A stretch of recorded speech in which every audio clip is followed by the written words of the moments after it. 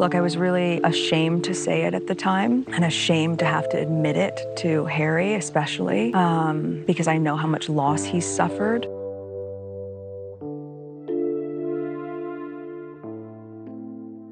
Hollywood once embraced Meghan Markle, but it didn't take long for the warm welcome to grow cold.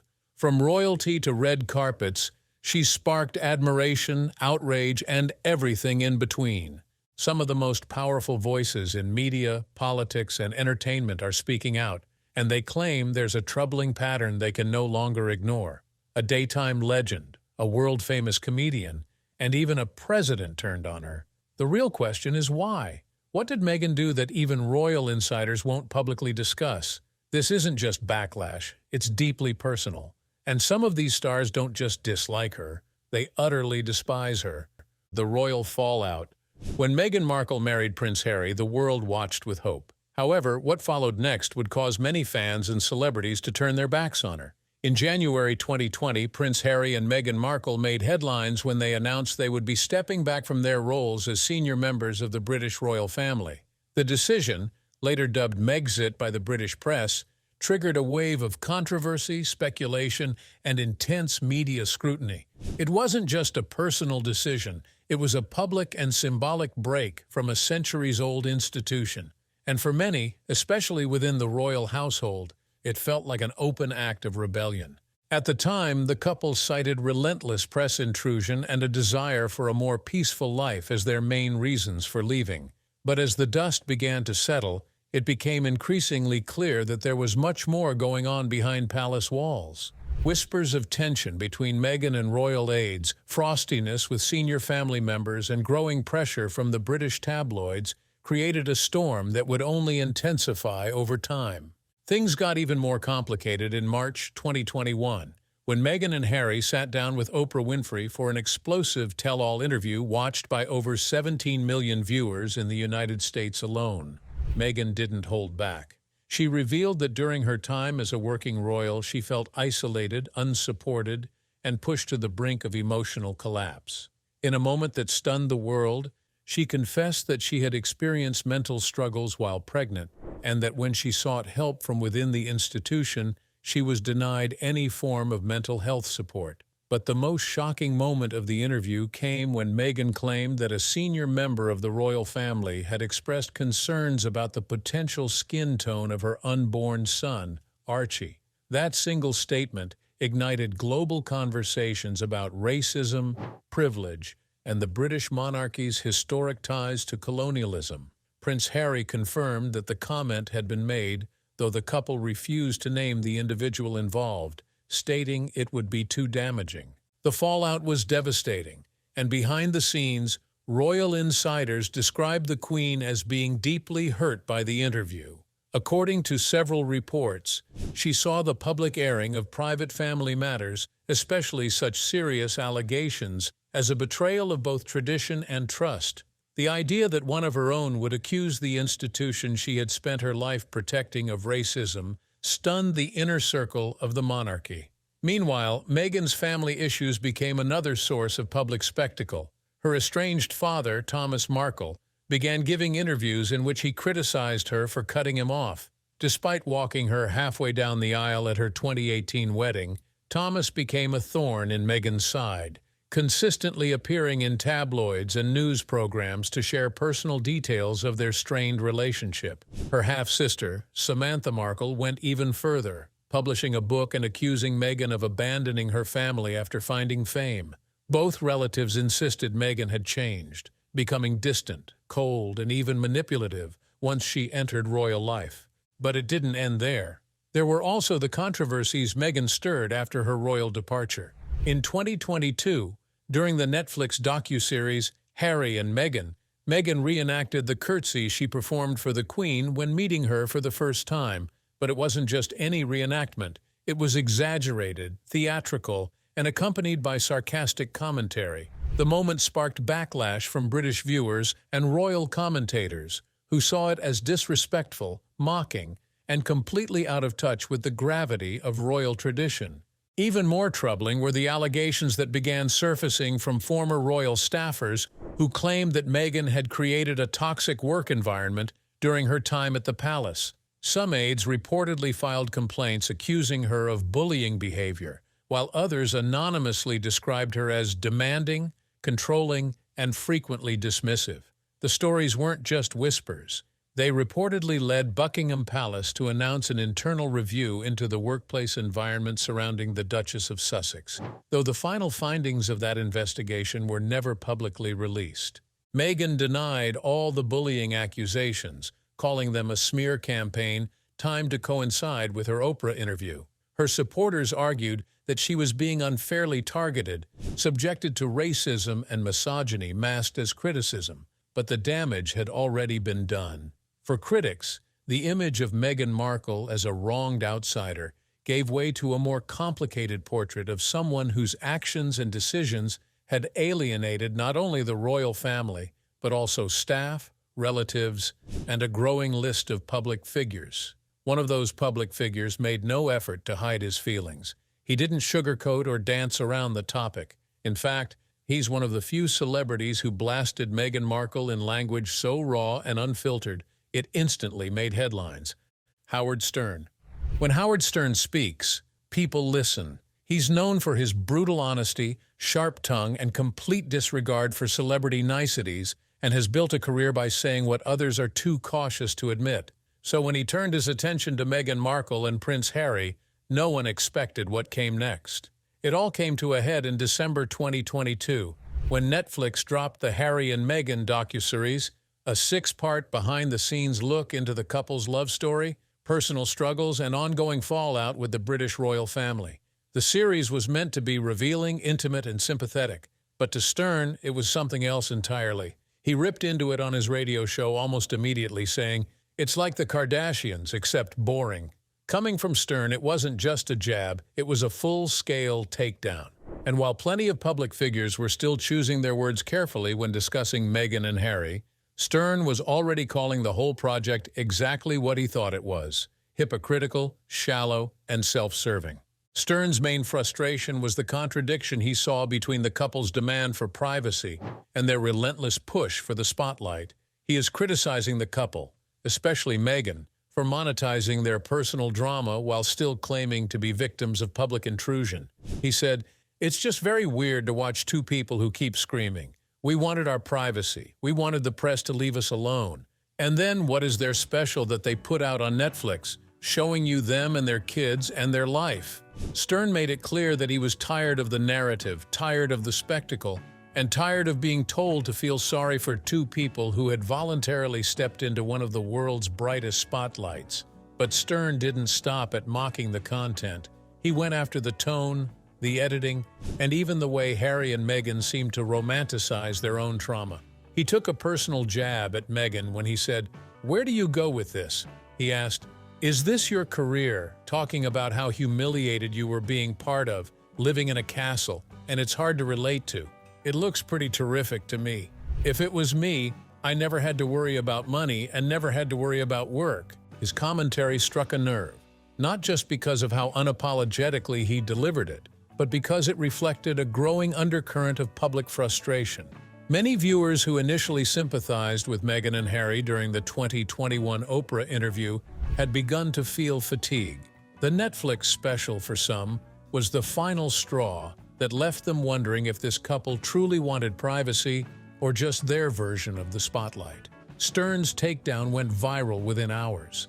News outlets picked up his quotes, headlines blared his comparisons to reality TV, and clips of his rant were shared widely across social media. But what made his words land wasn't just the brutal honesty. It was how perfectly they captured what many people had started to think but hadn't dared to say. And it wasn't just the usual tabloids echoing Stern's criticism. Across message boards, Twitter threads, and YouTube comment sections, users applauded him for finally saying it out loud. To some, Meghan and Harry had gone from sympathetic underdogs to overexposed celebrities whose every move now felt calculated. Stern's scathing commentary gave voice to that shift in public sentiment, cementing his place as one of the first major American figures to openly mock the couple without fear of backlash. But if Howard Stern's blunt force criticism hit hard, what came next was even more intense. because Meghan Markle has found herself in the wrong books of the President of the United States. And when Donald Trump decided to weigh in, he didn't just criticize her, he made it personal. Donald Trump. Donald Trump is no stranger to controversy, but even by his standards, his remarks about Meghan Markle were blistering. In a political landscape where words carry weight and headlines form within seconds, Trump's comments about Meghan didn't just stir up chatter. They became a global media moment that lit a fire under conservative critics and drove an even deeper wedge between Meghan and her detractors. The origins of Trump's disdain for Meghan trace back to before she even joined the royal family. In 2016, while promoting her show Suits, Meghan called Trump divisive and misogynistic during an interview. At the time, he was still campaigning for president, and he didn't forget. Years later, when a British journalist reminded him of those remarks, Trump denied hearing them but still fired back, calling her nasty. The comment went viral, and from that moment on, the tension was set. But the real feud ignited after Meghan and Prince Harry's public split from royal duties, and especially after the couple's 2021 Oprah interview and Netflix docuseries began dominating headlines. Trump didn't hold back, and during an interview, he criticized Meghan for what he saw as a lack of respect toward the Queen. He said, "I'm not a fan of hers, and I would say this, and she probably has heard that, but I wish a lot of luck to Harry because he's going to need it." Trump's remarks didn't end there. He ridiculed the couple's multi-million-dollar Netflix and Spotify deals, suggesting they were profiting off betrayal, accusing them of cashing in on scandal while pretending to seek privacy. He questioned their political motives too, particularly Meghan's rumored aspirations in the Democratic Party. In his eyes, their brand was built not on merit or dignity, but on drama, victimhood, and disloyalty. He also slammed Harry directly, questioning his intelligence and judgment. In interviews and speeches, he painted the prince as a puppet, completely under Meghan's control, cut off from his family and homeland, and seemingly adrift in a world he no longer recognized.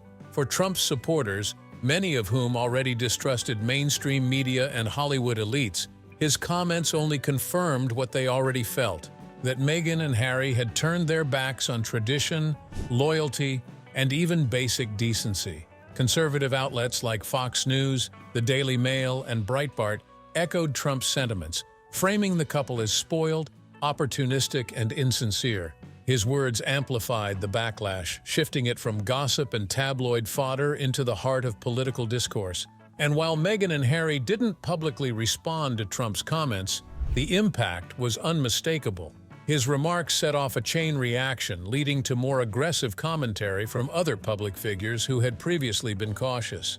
After Trump's blunt dismissal, the gloves came off, and one of the first to step into the ring was someone who had already made a name for herself as a tough and unrelenting voice in the media, Megyn Kelly. When it comes to pulling punches, Megyn Kelly simply doesn't. Over the years, she's built a reputation as a sharp, relentless, and unapologetically provocative voice in the media. She doesn't hedge, she doesn't soften, and when she turned her sights on Meghan Markle, it wasn't just a passing critique, it became a mission. The feud didn't start with a single viral moment. It unfolded gradually, with Megyn using her podcast, interviews, and guest appearances as a recurring platform to call Meghan out. Her message was consistent. Meghan Markle, in her view, was not a victim but a manipulator, a bully, and a fraud.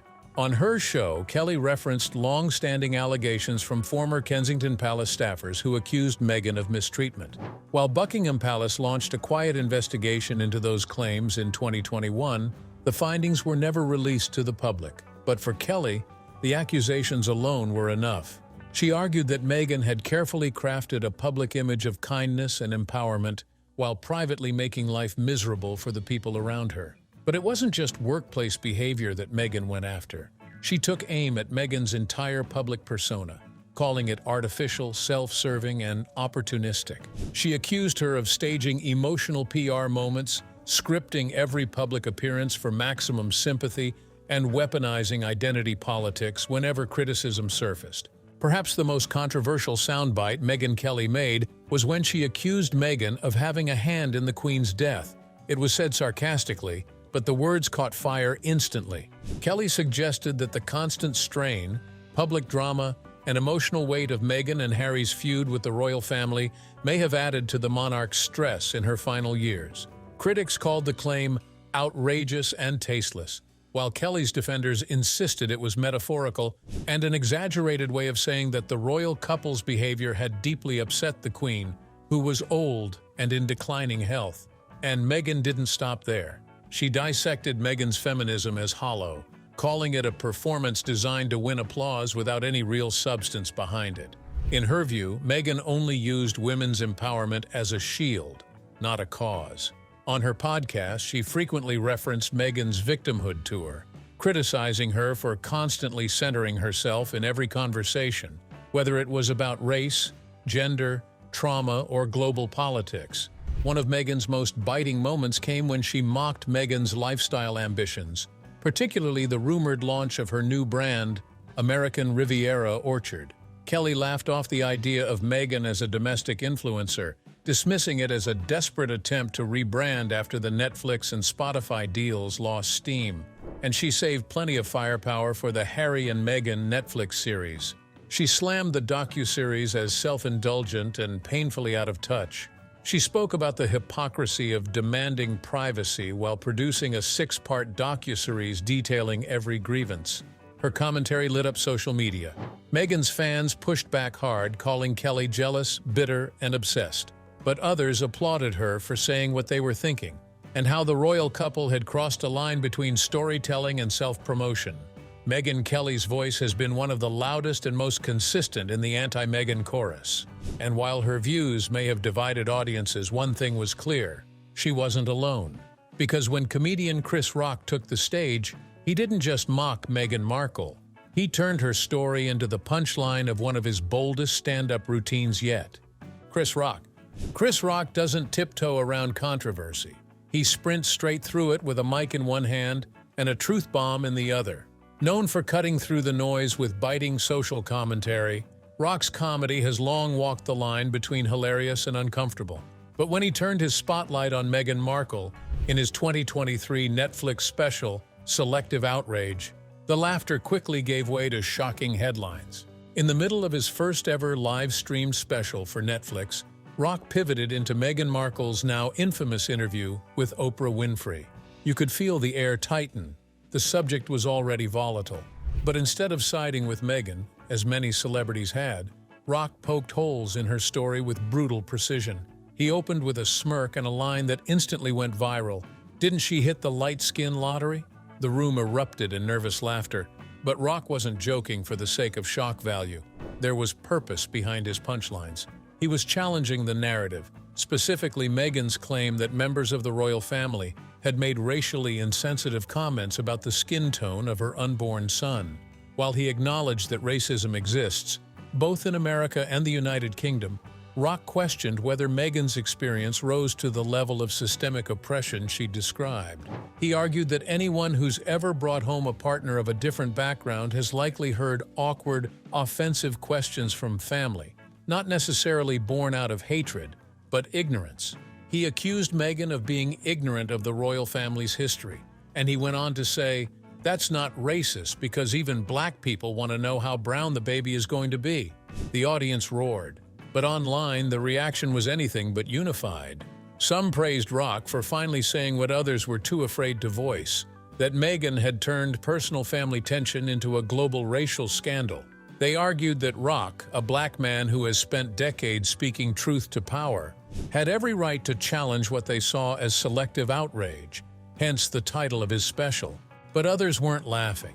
Critics accused Rock of minimizing real concerns about racism, especially when they came from someone with his level of influence.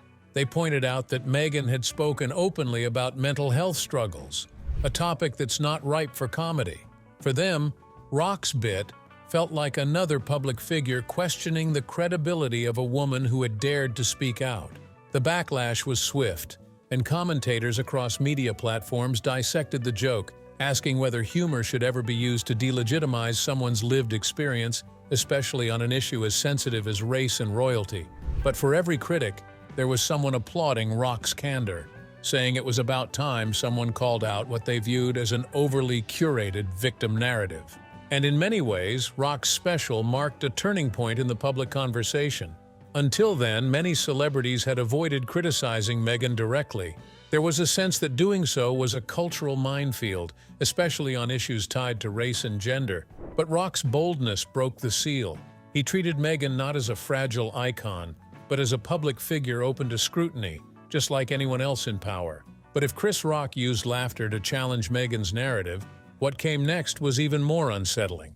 Because when Wendy Williams entered the conversation, she didn't even try to make her comments about Megyn funny.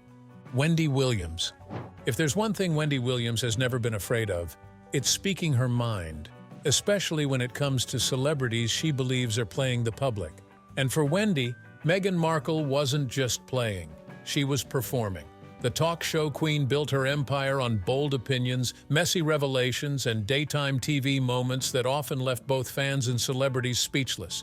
And when she decided to go in on Meghan Markle, she didn't whisper, she didn't hesitate. She said exactly what millions of skeptical viewers had been thinking, and she said it live on national television.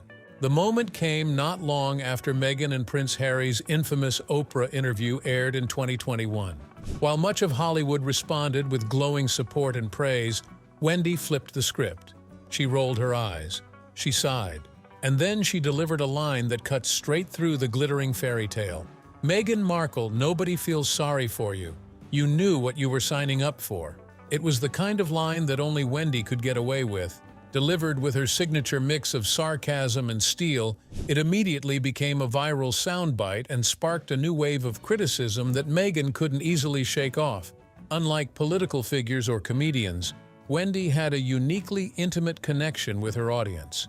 Millions of people, especially women, had spent years trusting her judgment. And in this case, Wendy's judgment was brutal. But she wasn't finished. Wendy accused Megyn of playing victim in front of the world while living an extraordinarily privileged life. But the real twist came when Wendy revealed a behind-the-scenes anecdote that caught even longtime fans off guard. According to her, before Megyn ever became a duchess, back when she was still a working actress trying to build her brand, she had allegedly reached out to the Wendy Williams show to be featured as a guest. Wendy claimed Megyn's team had even pitched her appearance as a lifestyle expert, eager to be booked, noticed, and seen. With that revelation, Wendy didn't just challenge Megyn's narrative, she reshaped it. She framed Megyn not as a naive outsider pulled into royal chaos, but as a savvy social climber who had carefully constructed her rise. Someone who had chased the spotlight long before it turned against her. Someone who wanted the crown, but not the scrutiny. And for many viewers, that version of Megyn rang truer than the tearful confessions seen on Oprah's show. Wendy also called out what she described as Megyn's hypocrisy, especially when it came to the media. She echoed Howard Stern and Megyn Kelly, accusing Megyn of weaponizing her victim status while simultaneously signing massive media deals and curating her public image. Her comments, aired across daytime television and clipped endlessly on social media, stirred intense reactions. Supporters of Megyn accused Wendy of bitterness, even jealousy. But her fans and a large swath of casual viewers applauded her for cutting through the carefully crafted PR image and calling out what they saw as inconsistencies. But if Wendy Williams spoke from the heart of daytime television, this next celebrity didn't just comment on Megyn's media moves, she investigated them. And what she uncovered had some royal watchers completely rethinking the Duchess's carefully controlled image. Kinsey Schofield. By the time royal commentator and podcaster Kinsey Schofield entered the Meghan Markle discourse, the drama was already overflowing. But unlike the loud, emotional critiques coming from TV personalities and comedians, Kinsey brought something different, a surgical, insider's perspective. Her commentary wasn't just emotional, it was strategic, media-savvy, and aimed straight at what she believed to be the heart of Meghan's habit of branding without boundaries. And in July 2024, that branding took a hit, not because of what Megyn said, but because of when she said it. The controversy ignited when Megyn soft-launched her much-hyped lifestyle brand, American Riviera Orchard, with the debut of a product no one saw coming, a limited edition bottle of rosé wine. The drop was subtle, and influencers and friends began sharing their bottles online. triggering buzz in wellness and food circles. But the timing was impossible to ignore. The wine rollout landed on July 1st, the birthday of Princess Diana. To casual observers, it may have seemed like coincidence, but to royal watchers it was something else entirely. Princess Diana's birthday is sacred to many, a day reserved for remembrance, not marketing. And to some, launching an alcohol product on that date didn't just feel inappropriate. It felt strategic, calculated, and even disrespectful. And that's when Kinsey Schofield spoke up. She said, "Timing an alcohol launch to Diana's birthday wasn't just a misstep. It was borderline cruel. To claim ignorance here doesn't hold up. It wasn't just insensitive. It felt like a betrayal of the very narrative she's working so hard to craft." Schofield, who runs the royal news site, is no stranger to dissecting Meghan's every move. And according to her, this wasn't a rookie mistake. It was Meghan trying to capitalize on royal symbolism while claiming to have moved on from the royal family entirely. The optics, Schofield argued, were impossible to ignore. Princess Diana, known for her grace, activism, and tragic death, is still a deeply emotional figure for the British public, and especially for Prince Harry. Her memory is untouchable, and for Meghan to debut a luxury wine of all things on that day, it was a step too far for many. Kinsey also pointed out the contradiction at the core of Meghan's brand. After years of denouncing the royal institution, calling it stifling, racist, and emotionally damaging, Schofield claimed Meghan was still using it to drive commercial relevance through fashion cues, titles, and strategic dates. And once Kinsey's analysis hit the airwaves, it sparked a wave of fresh outrage. Royal fans and critics alike flooded social media with accusations that Meghan had crossed a line. Some called the move tasteless. Others went further, accusing her of exploiting Diana's legacy for personal profit. British tabloids ran headlines, and even outlets that typically defended Meghan began questioning the optics of the rose drop. But what made Kinsey's criticism particularly effective was its delivery. She simply laid out the timeline, the symbolism, and the emotional stakes and let her audience connect the dots. In doing so, she carved out a unique position among Meghan's critics. To Kinsey, this wasn't about wine. It was about the slow erosion of credibility and the growing disconnect between Meghan's words and her actions. And each brand move, each public message, seemed to dig that gap a little deeper. For Meghan Markle, whose post-royal career has been carefully curated through exclusivity, elegance, and a tightly controlled image, Schofield's critique hit where it hurt, the illusion of authenticity. And in the world of modern celebrity, where perception is currency, that illusion can make or break a legacy. But what do you think? Do you agree with what these celebrities have said about Meghan Markle? Drop your answers in the comment section below. If you enjoyed this video, don't forget to click on the next video on your screen, like this video, and subscribe to our channel for more updates.